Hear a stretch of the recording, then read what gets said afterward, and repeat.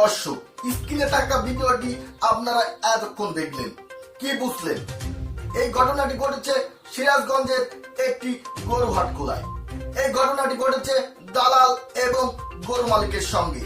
গরু মালিক গিয়েছিলেন ওই হাটে গরু বিক্রির জন্য। এক পর্যায়ে তিনি দরদাম কষাকষি করেন। কতিপয় সেখান থেকে কিছু দালাল সেই গরু মালিকের কাছে আসে এবং তার সাথে মত বিনিময় করেন। এক পর্যায়ে টাকার বিষয় নিয়ে তাদের মধ্যে কথা কাটাকাটি বেঁধে যায়। পরবর্তীতে হাতাহাতির পর্যায়ে চলে যায়। এক পর্যায়ে তারা লাঠি দিয়ে একে অন্যকে মারার চেষ্টা চালিয়ে যায়। এই ঘটনাটি ঘটে সম্পূর্ণ 10 মিনিট ধরে। তারপরে কিছু লোকজন এসে তাদেরকে ছাড়িয়ে যায়। পরবর্তীতে জানা যায় যে আসলে গরুর দালাল এক পর্যায়ে কিছু টাকা পয়সার জন্য গরু মালিকের সঙ্গে এই ঝগড়াটি বাঁধিয়ে দেয়। তাদেরকে বকশিশ হিসেবে 2000 টাকা দেয়া হয়নি। তারা দাবি করে, আমরা এত কষ্ট করে গরু মালিকের গরু বিক্রি করে দিয়েছি, দাবি হিসেবে আমরা 2000 টাকা চেয়েছিলাম, কিন্তু গরু মালিক আমাদেরকে 500 টাকা দিয়েছে।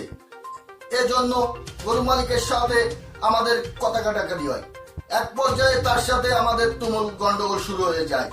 তো চলুন দর্শক, এবার দেখে আসি সম্পূর্ণ ভিডিও।